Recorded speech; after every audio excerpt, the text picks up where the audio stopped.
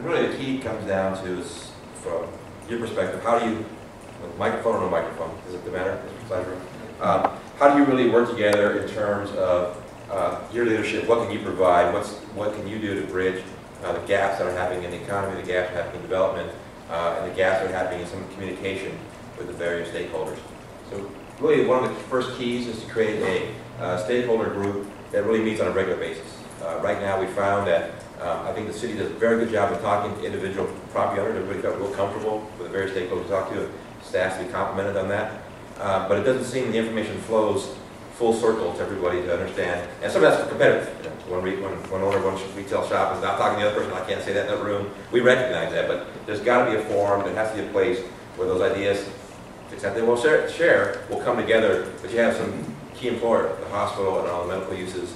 You know, how are they interacting with the neighborhood? How are they interacting with people that go there and use parking lots that are perhaps dedicated to office buildings or to retailers, but yet they don't want to pay for the parking at the hospital. So those things are, that communication is not really going and coming together as well. We think it probably could, and I think that's really an opportunity for the city to take that leadership role. Clearly in today's world, you're facing competition, not just your retailers, but how do you attract resources into the city and provide the mechanism for investments? And part of that is creating funding for capital improvements. As you will know, how many dollars are coming from the state or the federal government, what can you do, but also long-term operational costs. If you create some spaces, if you create open areas that are public, who's going to be responsible for maintaining those? Who's going to be responsible for paying for those? You've got to create some mechanism that will operate long-term, and stakeholders have to be vested in that and be willing to participate. A couple options. The way to do that is through a bid, business improvement district, perhaps for the business owners for long-term operational costs. One of the things that you could do perhaps for capital dollars and some tax increment funding through not looking at redevelopment, but perhaps looking at sales tax increases over the years, taking your base today, saying, well, we're not going to spend any, we're not taking away any services today, but how can we create some long-term money, perhaps 20 cents of the increase over the next X number of years can go to helping improve public infrastructure to complement things and what we want to see achieved. Again, establishing that mechanism of dialogue, perhaps that's some type of working group, joint powers agreement, if you will, amongst the public sector and private, something that will bring people, invest them, bring the stakeholders together. And it's really empowering the city to guide that direction. Obviously, you have the vested interest, you have the bigger picture, you have different individual property owners that have their priorities and their vision for their purpose, but they're not going to hold and collect the greater good. So someone has to be the guiding light of that. Someone has to be the keeper of that public good. Talk about placemaking objectives, Jason and Well, there's one big idea, of course, that's a living room, a place for the public realm. And how do we do that to create something memorable? We go back to this business of being authentic, creating a setting for public life that's for the everyday life of the community, also the things that happen periodically, and then the big seasonal celebrations that we remember and come back to. Yeah, and so much of the public realm has really been relegated to the automobile, and that the automobile really does dominate our, what we perceive of much of our city and cities in general. And so we need to reestablish a place that really is for the person on their feet, that they can feel safe and connected to the city. And so this is this idea of a living room and creating a place where the automobile is de-emphasized and the pedestrian is emphasized.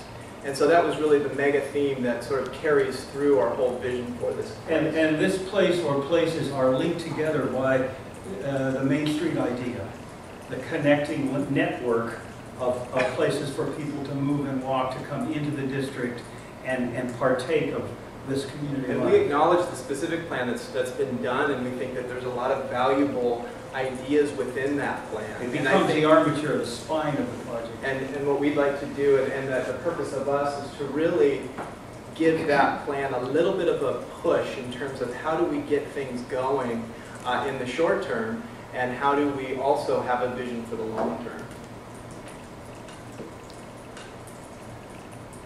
These are some photos of Paseo, Colorado, which I think most of us are familiar with, where they took an aging mall, albeit in downtown Pasadena, and made some strategic moves within that mall to create a place that really is for people, and that people can stroll.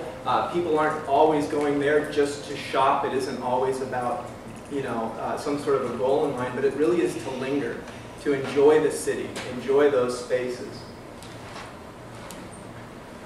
And clearly a place that's inviting, vital, safe, day and night, 365 days a year. The ordinary times as well as the celebratory times. One of the things that we noticed too, obviously, as walking the site, is that the patterns that a lot of us have taken in terms of how we treat our cities is that we drive to our destination and then we get inside wherever we're going as quickly as possible. There isn't the realm to linger, and so invite people to linger. With the best climate on the planet right here too. And then activating public space. Again, this idea of living room and creating places for people to sit, places for children to play. So you're reaching out to all age groups and really energizing the space with people. And people are really the ingredient of success. Outdoor dining, life on the street, evening times, lots of people feeling great about being here after work, before work, during the day, on the weekends. Keeping up that sense of pace and vitality is very important. And so with that, again, some evening shots. And now we'll go to some of the nuts and bolts related to how this is going to happen in terms of market viability. The Concord group was nice enough to provide some market data. And we used this to understand basically what the competing market. We chose the region you can see kind of the circle. It pretty much goes from Sand Canyon down to Oso Parkway. It's not too far from here. Inland to about the 73 and basically up to Tribuco Road. Again, this is where we think that we're going to, when the plan kind of comes together, we're going to be drawing and competing against, but in a very unique way because, again, it's an authentic project, very unique to both areas. Dan, you want to talk about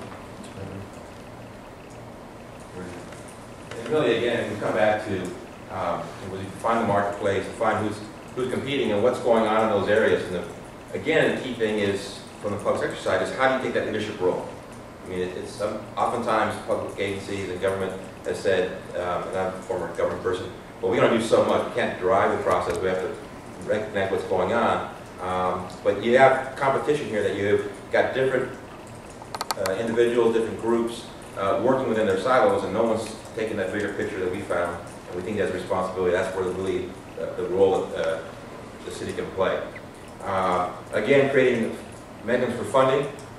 There is no free lunch in the world. There's going to have to be a way to pay for things. The private sector will pay for certain things that they can get a return on. If the public sector invests, where can they get the return? How can that benefit?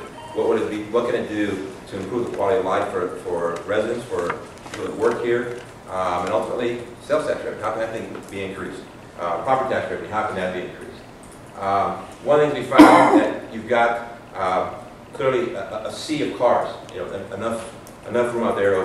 How many car dealerships could you open if you get that sales tax revenue? You've got all those things out there, and you want to try and leverage that with some additional uses. We're looking at uses that really complement. You already got the medical. You've got medical office. You've got retail. What's really missing here is the residential component. And how do you bring that in? You're going to need space to put. One of the things say, well, you got all this land, you got all these parking spaces. That's great, but the retailers need it. So now you're going to have to maybe go step up the parking into garages, and that can open up space to do mixed use in either residential or retail, or say residential wrapping garages, so you don't see every garages.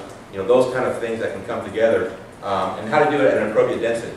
In order to create a place, in order to create a sense of place open, that pedestrians want to come, create that open plaza, support those dollars you're spending.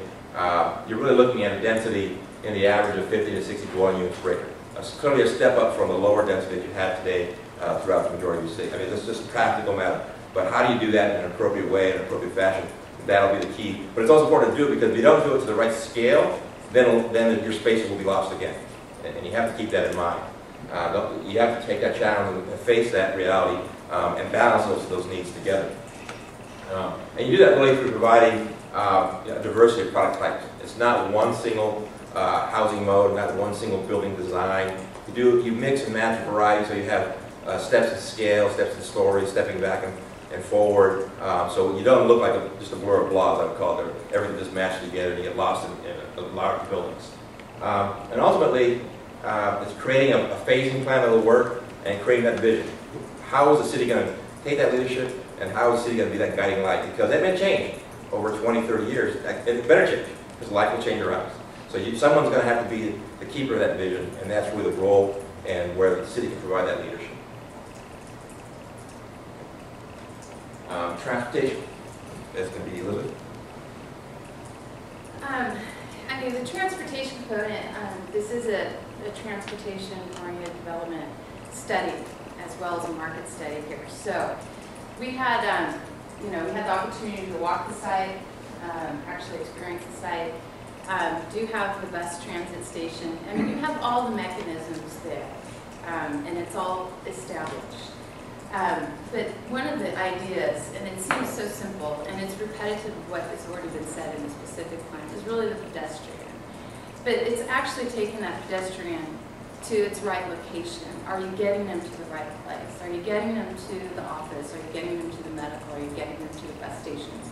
And then conversely, are you getting the people who are using and coming to the bus stations, are you getting them back to their destinations the right place?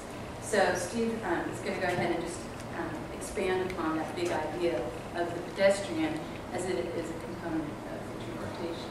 So we're not recommending to reinvent the wheel here, because we know because of the built environment, the large majority of trips are still being made by automobile. But talking about what can be done within the context of the urban village itself, or the urban village plan itself, and what can be done within and on the periphery.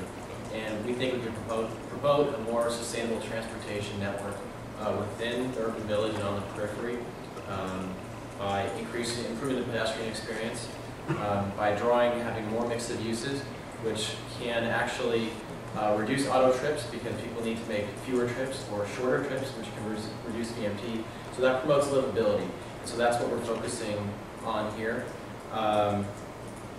as well as just improving connectivity and looking at all the different modes and how they interact and promoting more interaction between transit and pedestrians and working together with both the stakeholders and OCTA and also Laguna Woods to ensure that all modes are being represented. So again, we're not trying to reinvent the wheel, but we feel that more can be done, and a lot has been talked about previously with parking and with pedestrians, but from a transportation perspective, we're realists, but we do want to improve sustainability and livability. And so we will now move on to land use with Jason.